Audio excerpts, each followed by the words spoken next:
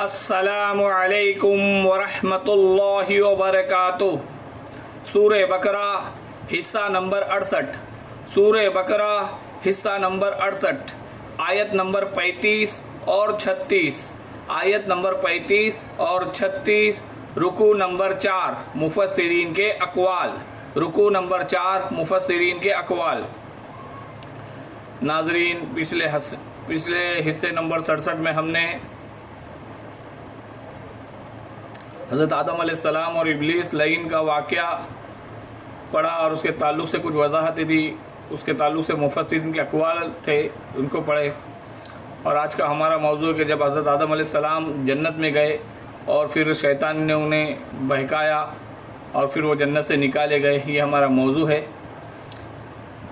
تو ہر بار کی طرح ہم آج بھی انشاءاللہ اپنے موضوع کے تعلق سے جو مفسرین کے اقوال ہیں ان کو پڑھنے سے پہلے ہم موضوع سے تعلق آیات کی قرآنی آیت کی تلاوت کریں گے۔ اعوذ باللہ من الشیطان الرجیم، بسم اللہ الرحمن الرحیم۔ وَقُلْنَا يَا آدَمُ اسْكُنْ أَنْتَ وَزَوْجُكَ الْجَنَّةَ وَكُلَا مِنْهَا رَغَدًا حَيْثُ شِئْتُمَا وَلَا تَقْرَبَا هَٰذِهِ الشَّجَرَةَ فَتَكُونَا مِنَ الظَّالِمِينَ فَأَزَلَّهُمَا الشَّيْطَانُ عَنْهَا فَأَخْرَجَهُمَا مِمَّا كَانَا فِيهِ قُلْنَا اهْبِطُوا بَعْضُكُمْ لِبَعْضٍ عَدُوٌّ وَلَكُمْ فِي الْأَرْضِ مُسْتَقَرٌّ وَمَتَاعٌ إِلَىٰ حِینٍ۔ اور ہم نے کہہ دیا کہ اے آدم، تم اور تمہاری بیوی جنت میں رہو اور جہاں کہیں سے چاہو با فراغت کھاؤ پیو، لیکن اس درخت کے قریب بھی نہ جانا ورنہ ظالموں میں سے ہو جاؤ گے۔ لیکن شیطان نے بہکا کر وہاں سے نکلوا ہی دیا۔ ہم نے کہہ دیا کہ اتر جاؤ، تم ایک دوسرے کے دشمن ہو اور ایک مقررہ وقت تک تمہارے لیے زمین میں ٹھہرنا اور فائدہ اٹھانا ہے۔ تو اب مفسرین کے اقوال پڑھتے ہیں ان دونوں آیتوں کے تعلق سے۔ حضرت ابن مسعود رضی اللہ تعالی عنہ اور حضرت ابن عباس رضی اللہ تعالی عنہ سے مروی ہے کہ ابلیس کو جنت سے نکالنے کے بعد آدم علیہ السلام کو جنت میں جگہ دی گئی، لیکن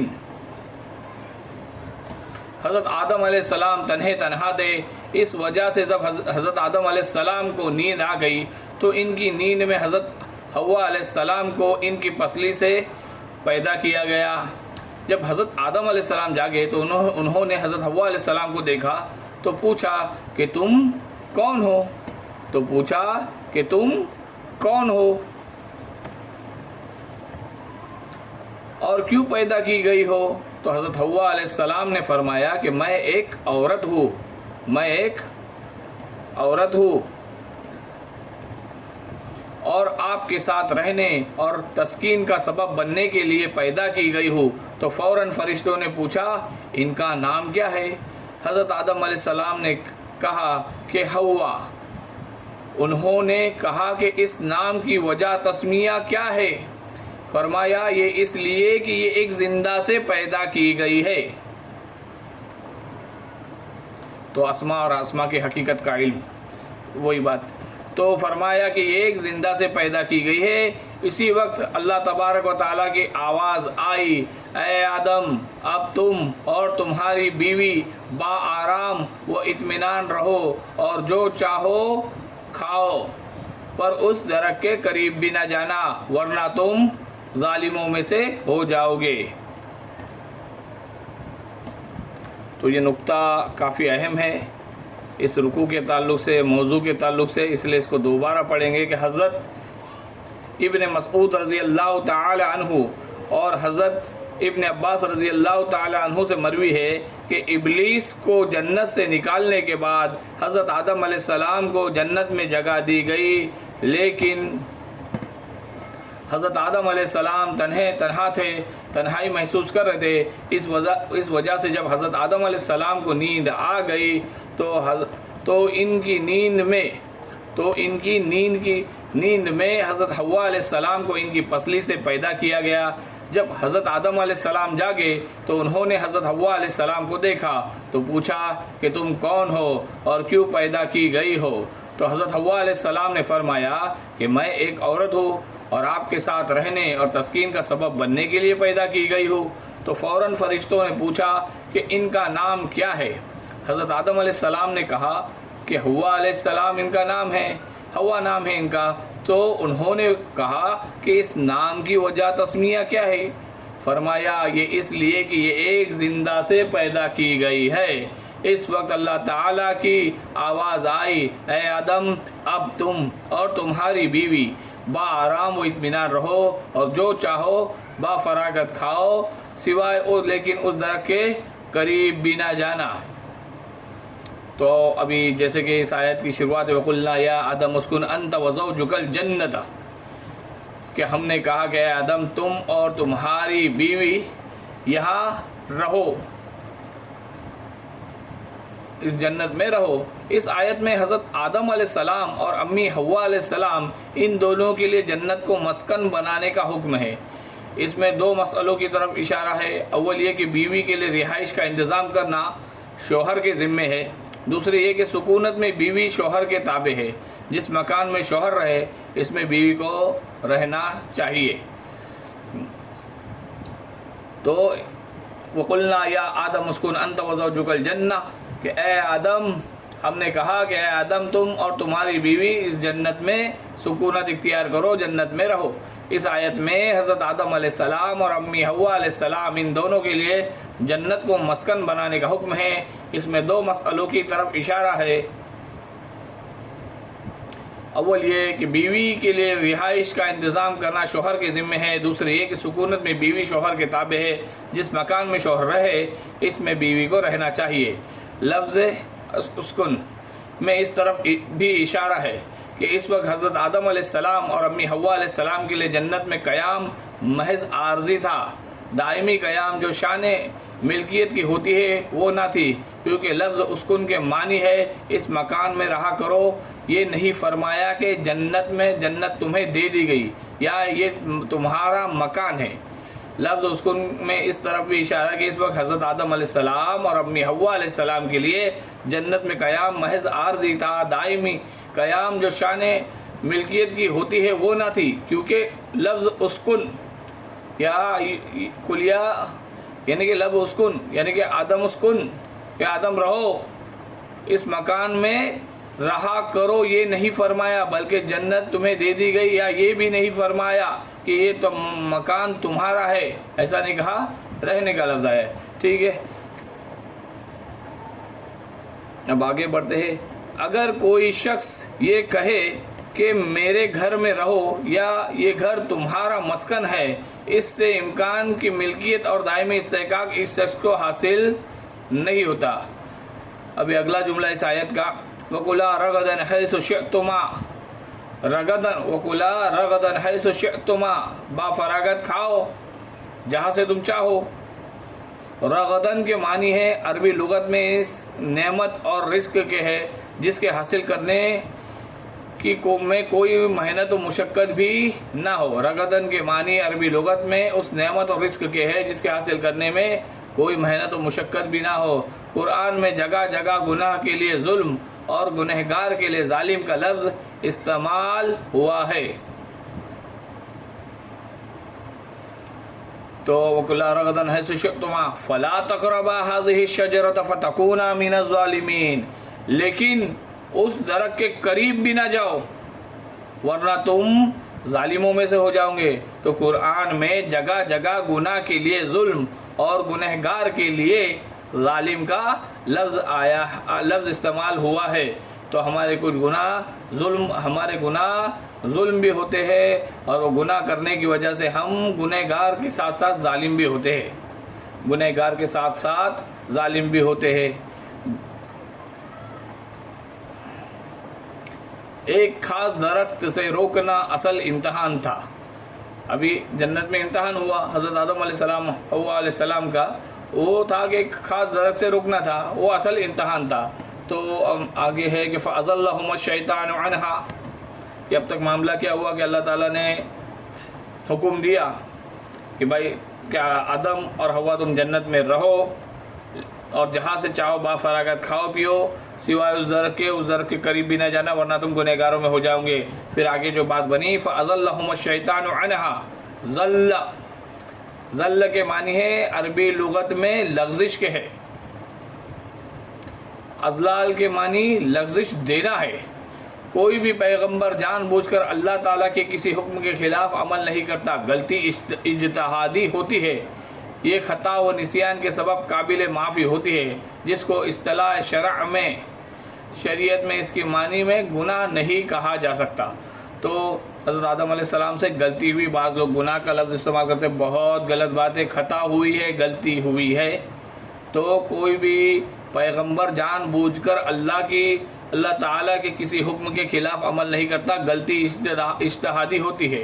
اس وقت جو اجتہاد کیا، سوچا کہ کھاؤں گا تو میں جنت میں ہمیشہ ہمیشہ رہوں گا، ایسا ان کا خیال ہوا، کیونکہ شیطان نے اس طرف ان کے ذہن کو لے گیا، تو انہوں نے اس چکر میں کھا لیا کہ ہمیشہ ہمیشہ جنت میں رہوں گا، اللہ کے قریب رہوں گا، لیکن وہ اجتہادی غلطی تھی، اس لیے اسے خطا کہتے ہیں، نسیان کہتے ہیں، اور جو قابل معاف ہوتے ہیں۔ تو اس کو کبھی بھی غلطی کہو، گناہ نہ کہو، کہ بعض لوگ بہانہ بناتے ہیں، ارے گناہ تو بولے ابا آدم سے بھی ہوا تھا، تو ہم تو پھر بھی بندے ہیں، ہم معمولی ہے، الگ الگ بہانے بناتے ہیں۔ تو ایسا نہیں ہے، حضرت آدم علیہ السلام سے غلطی ہوئی تھی، اور اس غلطی کے بدلے میں حضرت آدم علیہ السلام کئی سالوں تک روتے رہے، پھر اللہ سے معافی مانگتے رہے، پھر ایک وقت اللہ تعالیٰ نے جو انہیں کچھ کلمات عطا فرمائے جو آگے ہمارا موضوع ہے، تب جا کے ان کی غلطی معاف ہوئی۔ تو حضرت آدم علیہ السلام اپنی غلطی پر بھی پشیمان ہوئے، اور اس غلطی کی معافی اللہ تعالیٰ سے مانگتے رہے، جو اجتہادی غلطی تھی۔ تو اس کو بہانہ بنا کر اپنے گناہوں کو بہانہ نہ بنائے، اپنے گناہ پر کہ حضرت آدم علیہ السلام کی غلطی سے اپنے گناہوں پر بہانہ نہ بنائے۔ ٹھیک ہے، ہم آگے بڑھتے ہیں۔ تو حضرت آدم علیہ السلام سے غلطی ان معاملات میں نہیں ہو سکتی جن کا تعلق تبلیغ و تعلیم اور تشریح سے ہو، بلکہ ان ذاتی افعال میں غلطی ہو سکتی ہے۔ جب حضرت آدم علیہ السلام سے غلطی سرزد ہوئی تو جنتی لباس اور پاک مکان، نفیس روزی وغیرہ سب چھن گئی، اور پھر دنیا میں اتار دیے گئے، اور کہہ دیا گیا کہ اب تو زمین میں ہی تمہارا رزق ہے، یہاں پڑے رہو اور اس سے فائدہ حاصل کرتے رہو موت تک۔ ہمارے معاشرے میں ظالم اسے کہتے ہیں جس نے کسی کی زمین ہڑپ لیا ہو، کسی کے پیسے کھا لیا ہو، کسی کو بے وجہ مارا ہو، لیکن قرآن کی اصطلاح میں ظالم ہر اس شخص کو کہتے ہیں جو اللہ کی بات نہیں مانتا۔ تو ابھی اپنے آپ کو ظالم اور ظلم کے فرق سے آراستہ کرے۔ ظالم کا لفظ نہایت معنی خیز ہے۔ ظلم دراصل حق تلفی کو کہتے ہیں۔ ظالم وہ ہے جو کسی کا حق تلف کرے۔ جو شخص اللہ تعالیٰ کی نافرمانی کرتا ہے وہ دراصل 3 بڑے بنیادی حقوق تلف کرتا ہے۔ اولاً اللہ کا، کیونکہ اللہ اس کا مستحق ہے کہ اللہ تعالیٰ کی فرما برداری کی جائے۔ پھر دوسرا ان تمام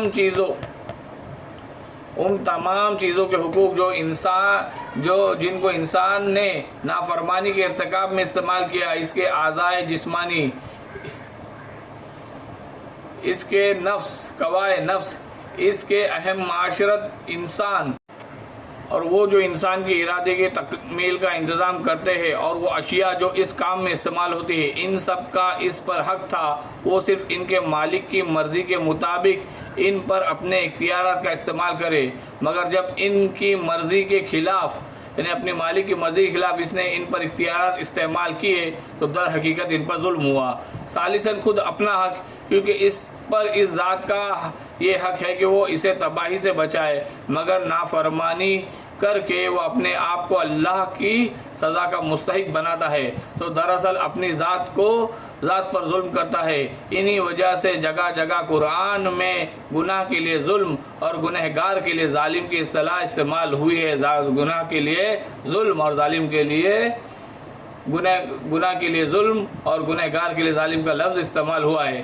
حضرت آدم علیہ السلام نے تو صرف اللہ کے حکم کی نافرمانی کر بیٹھے تھے، کسی کی زمین تو نہیں ہڑپی تھی، نہ ہی کسی کو مارا تھا، لیکن اللہ نے کہا تھا کہ اگر تم نے نافرمانی کی تو تم بھی ظالموں میں سے ہو جاؤ گے، فَتَكُونَ مِنَ الظَّالِمِينَ، کہ تم ظالموں میں سے ہو جاؤ گے۔ اور جب حضرت آدم علیہ السلام نے دعا کی تو یہی کہا، ربنا ظلمنا انفسنا، اے ہمارے رب، ہم نے اپنی جانوں پر ظلم کیا۔ تو گناہ اور گنہگار، تو گناہ ظلم ہے اور گنہگار ظالم ہے، تو اپنے آپ کو ظلم کرنے سے اور ظالم بننے سے بچائے۔ جب اللہ تعالیٰ نے حضرت آدم علیہ السلام کو اور حضرت حوا علیہ السلام کو زمین پر بھیجا تو حضرت آدم علیہ السلام بے چین سے تھے کہ اللہ تعالیٰ سے کس طرح معافی مانگی جائے۔ تو جب اللہ تعالیٰ نے بہت ہی زیادہ ندامت دیکھا تو اللہ تعالیٰ ہی نے حضرت آدم علیہ السلام کو الفاظ دے دیے اور کہا کہ ان الفاظ سے مجھے پکارو، میں معاف کر دوں گا۔ اور وہ الفاظ سورہ اعراف میں آئیں گے انشاءاللہ تعالیٰ، جس کو ہم آگے پڑھیں گے۔ وہ الفاظ یہی ہے، ربنا ظلمنا انفسنا وان لم تغفر لنا وترحمنا لنکونن من الخاسرین۔ ربنا ظلمنا انفسنا، کہ اے ہمارے رب، ہم نے اپنی جانوں پر ظلم کیا، ولا تغفر لنا، اور اگر تو نے ہمیں معاف نہیں کیا، لنکونن من الخاسرین، تو ہم خاسرین میں سے، نقصان اٹھانے والوں میں سے ہو جائیں گے۔ قرآن مجید میں حضرت آدم علیہ السلام کی پیدائش اور نوع انسانی کی ابتدا کا قصہ 7 مقامات پر آیا ہے۔ ایک دشمنی تو شیطان اور حضرت آدم علیہ السلام اور ذریت آدم علیہ السلام یعنی کہ آدم علیہ السلام کے اولاد کی ہے۔ ایک اور دشمنی بھی جو انسان میں مرد اور عورت کے درمیان ہے۔ عورت بھی پھسلاتی ہے، غلط راستے پہ ڈالتی ہے، اور مرد عورت کو گمراہ کرتے ہیں اور عورتیں مردوں کو گمراہ کرتی ہے۔ تو قرآن مجید میں کہا گیا کہ اے وہ لوگ جو ایمان لائے، چوکس رہو، تمہاری بیوی اور اولاد میں سے تمہارے دشمن ہے، کہیں ان کی محبت تمہیں راہ حق سے منحرف نہ کر دے، الگ نہ کر دے۔ تم ایک اچھا کام کرنا چاہتے ہو، بیوی رکاوٹ بن گئی، بیوی اچھا کام کرنا چاہتی ہے، شوہر رکاوٹ بن گیا، تو یہ محبت نہیں ہے، عداوت ہے۔ تو یہ محبت نہیں ہے، عداوت ہے۔ یہ جیسے شیطان ہمارا کھلا دشمن ہے تو ہماری بیوی بچے بھی ہمارے دشمن بن سکتے ہیں، اگر جب وہ ہمارے اچھے کام میں رکاوٹ بنے، ہمیں اللہ سے دور کرے، نبی اکرم صلی اللہ علیہ وسلم کی مبارک زندگی سے دور کرے۔ کہ آج کئی ماں باپ ہوتے ہیں، دنیا ان کے سر پہ ایسی سوار ہوتی ہے کہ بچہ دیندار بننا چاہتا ہے لیکن نہیں، بولے تیری عمر ہی کیا ہے، کیوں داڑھی رکھتا ہے۔ بہت غلط بات ہے۔ یہ نبی اکرم صلی اللہ علیہ وسلم کی شان میں گستاخی ہے، اللہ کے حکم کو توڑنا ہے، اللہ کی شان میں گستاخی ہے اور اللہ کی نافرمانی ہے۔ تو ایسے وقت میں اولاد کو پورا اختیار ہے کہ ایسے وقت میں وہ اپنے ماں باپ کے اس حکم کو توڑ سکتا ہے اچھے انداز میں۔ اصل شے جو ہے وہ انسان کے اندر اپنے گناہوں پر ندامت کا پیدا ہو جانا ہے۔ اصل شے وہ ہے انسان کے اندر اپنے گناہوں پر ندامت کا پیدا ہو جانا، وہ شیطنت ہے اور یہ آدمیت ہے، ورنہ کوئی بھی گناہ سے مبرہ نہیں ہے۔ کہ خطا تو ہوتی ہے کہ حضرت محمد صلی اللہ علیہ وسلم نے فرمایا کہ آدم کی تمام اولاد خطا کار ہے، اور ان خطا کاروں میں بہتر وہ ہے جو توبہ کرے۔ تو ہمارا کام کیا ہے؟ توبہ کرے۔ ہم سے کبھی گناہ ہو جائے، اس کا مطلب ہی نہیں کہ اللہ تعالیٰ ابھی نبی اکرم صلی اللہ علیہ وسلم نے بولا کہ آدم کی تمام اولاد خطا کر ہے تو مجھ سے خطا ہوگی تو کیا؟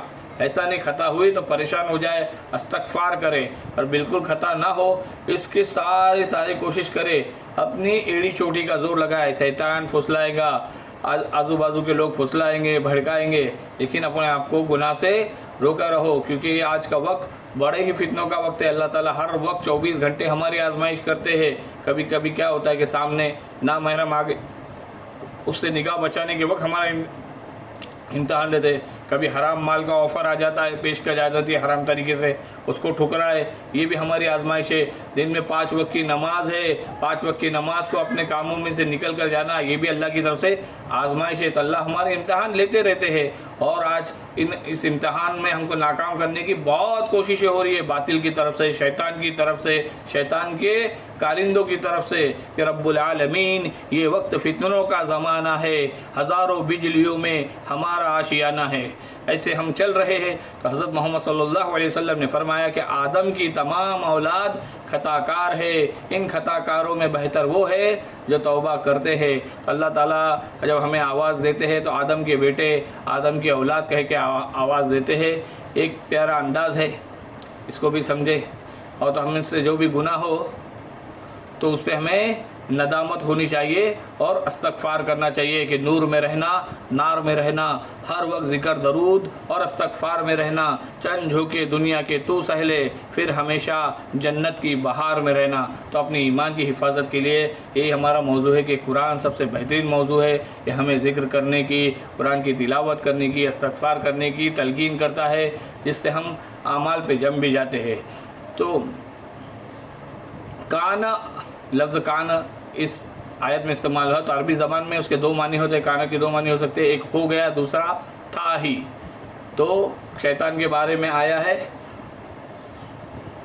شیطان کے بارے میں یہ لفظ استعمال ہوا ہے ان آیات میں کہ فَأَزَلَّهُمَا الشَّيْطَانُ عَنْهَا فَأَخْرَجَهُمَا مِمَّا كَانَ فِيهِ، کہ شیطان نے انہیں پھسلا دیا اور کامیاب ہو گیا ان کو بہلاتے گناہ کرانے میں۔ تو ہم اپنے موضوع کی طرف پھر دوبارہ چلتے ہیں۔ گناہ پر ندامت کا ہونا یہ اصل توبہ ہے، کہ گناہ ہو جاتا ہے تو ندامت ہونی چاہیے۔ اللہ تعالیٰ کا فرمانا کہ تم سب اتر جاؤ زمین پر، تم سب ایک دوسرے کے دشمن ہو۔ تو شیطان اور انسان آپس میں دشمن ہے، عورت اور مرد بھی دشمن ہے، کیونکہ عورت پھسلاتی ہے مرد کو غلط کام کرنے پہ، اور اسی طرح مرد بھی عورت کو گمراہ کرتا ہے۔ ایک جگہ قرآن مجید میں اللہ نے فرمایا کہ اے اہل ایمان چوکس رہو، چوکنا رہو، تمہاری بیوی اور اولاد میں سے تمہارے دشمن ہیں، کہ کہیں ان کی محبت میں تم راہ حق سے الگ نہ ہو جاؤ، منحرف نہ ہو جاؤ۔ اگر بیوی کے اچھے کام میں شوہر رکاوٹ بن جائے اور شوہر کے اچھے کام میں بیوی رکاوٹ بن جائے تو یہ محبت نہیں ہے، عداوت ہے، دشمنی ہے۔ تو یہ محبت نہیں ہے، عداوت ہے، دشمنی ہے۔ تو اس سے بچے کہ ہمارے، جیسے کہ میں نے کہا کہ آزمائش ہماری لگاتار ہوتی رہتی ہے، کہ کبھی کبھی کیا ہوتا ہے، ہمارے خاندان کے، ہمارے رشتہ دار ہمیں کچھ ایسا کام کرنے کو کہتے ہیں، دوست وغیرہ ایسا کام کرنے کو کہتے ہیں جس میں اللہ کی نافرمانی، نبی اکرم صلی اللہ علیہ وسلم کا حکم ٹوٹتا ہے۔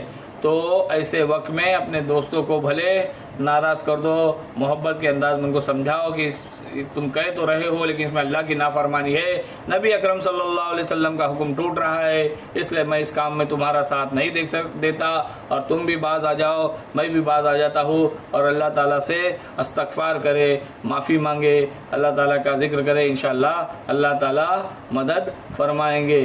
تو اللہ تعالیٰ تو لطف دنیا کے ہے چند دن کے لیے، تو کھونا جنت کا مزہ تو ان کے لیے۔ تو اپنی جنت بنانے کے لیے گناہوں سے بچتے رہے۔